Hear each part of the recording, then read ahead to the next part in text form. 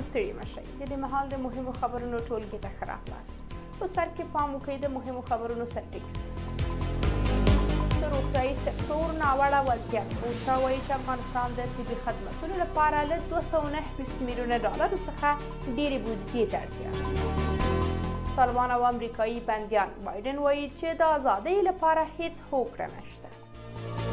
د بندیزونو روانه څپه. په هرات کې طالبان وایي چې ښځینه ویاندویانې دې زموږ او د نارینهو د تحریک له امله خبر نه لولي.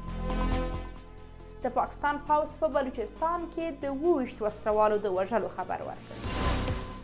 او اسرائیل حماس ته د سنوار جسد نه سپاري. بشپړ خبرونه.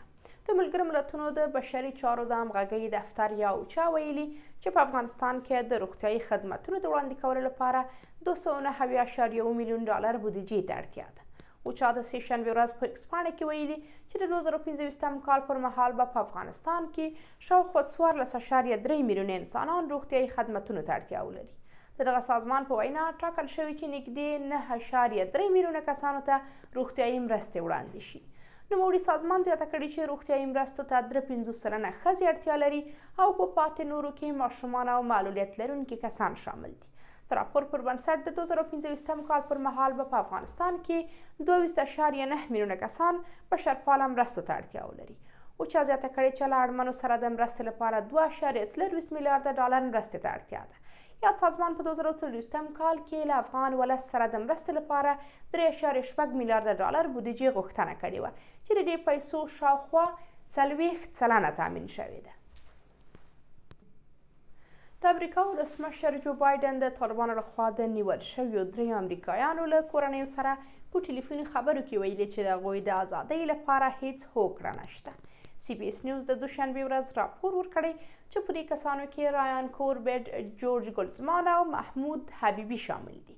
امریکا ویلي چې دا کسان د طالبانو لخوا په ناقانونه ډول بندي شوي دي. محمود حبیبي چې یو افغاني الاصل امریکایی دی له 2022 کال راهیسې نادرکه دی. اف بی آی پر دې باور دی چې دا کس د طالبانو لخوا تښتول شوی دی. بلخوا طالبانو ادعا کړې چې حبیبي د دغې ډلې په بند کې نه دی. د امریکا ولسمشر ټینګار کړی چې طالبان تر هغو محمود حبیبي آزاد نه کړي په ګوانتانامو کې د بندي محمد رحیم افغاني د ازادۍ لپاره به د طالبانو غوښتنه ونه ارزوي. دا طالب بندي په 2000 کال کې د امریکا د استخباراتي ادارې لخوا په پاکستان کې نیول شوی و. د امریکایي بندیانو کورنیو د بایډن د پریکړې پر ضد اعتراض کړی او د خپلو عزیزانو د ازادۍ غوښتنه یې کړې ده. همداراز ویل شوي چې په دوحه کې د طالبانو او امریکایي چارواکو ترمنځ وروستۍ دوه اړخیزې خبرې بې پایلې وي او د بندیانو د ازادۍ په اړه کومه هوکړه نه ده شوې.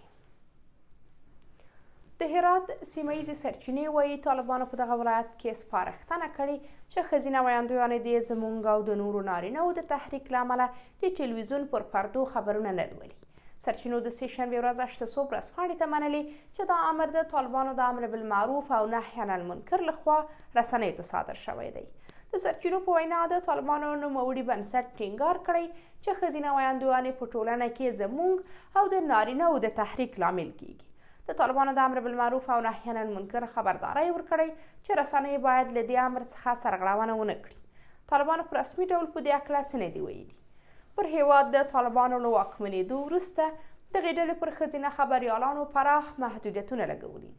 همداراز له 6 ټولګي پورته نجونې او ښځې د زده کړې، مطالعې، کار، ورزش، سفر او تفریح له حقونو څخه محرومې شوي دي.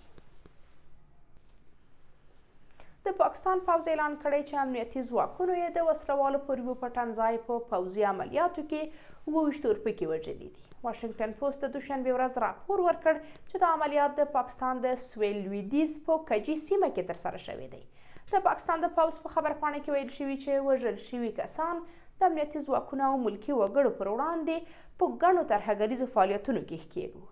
که څه هم پاکستان د وژل شویو کسانو د هویت په تړاو جزئیات نه دي ورکړي، خو د پاکستان د طالبانو تحریک یا TTP او بلوچ بیلتون غوښتونکو په څېر ډلې په دغه ایالت کې پراخ حضور لري. پرون د پاکستان پوځ په خیبر پښتونخوا ایالت کې د 9 اورپکو د وژلو خبر ورکړی و. یادونه ده چې په پاکستان کې ناامني پر افغانستان د طالبانو له واکمنېدو وروسته په ځانګړې توګه په وروستیو میاشتو کې د پام وړ زیاته شوې ده. پاکستان د دې ناامنۍ لامل په افغان خاوره کې د وسلوالو حضور او فعالیتونه ګڼي. تل ابیب د حماس د وژل شوي مشر یحیی سنوار جسد دې ډلې ته نه سپاري. د اسرائیل ټایمز ورځپاڼې دا خبره د سې شنبې ورځ د یو اسرائیلي چارواکي له خولې کړې ده. دغې رسنۍ لیکلي چې تل ابیب د یحیی سنوار جسد د برمته شویو کسانو د خوشي کولو په بدل کې حماس ته نه ورکوي. تر دې وړاندې د سعودي الحدث ورځپاڼې په یو ناتایید شوي راپور کې اعلان کړی و چې حماس د برمته شویو کسانو د معاملې په لومړي پړاو کې د سنوار جسد غواړي. دواړو خواو تر اوسه په رسمي ډول په دې اړه څه نه دي ویلي. د یادونې ده چې د حماس پخوانی مشر یحیی سنوار د تیر زېږدیز کال په اکتوبر میاشت کې د غزې په سویل کې د اسرائیلي پوځ په برید کې ووژل شو. اسرائیل له هغه وخت راهیسې د هغه جسد ساتلی دی. تل ابیب هغه د حماس د 2023 کال د اکتوبر د 9 د برید اصلي طرح بللی و. قدرمنو لیدونکو دا زموږ د دې مهال مهم خبرونه. د ملتیا مو مننه.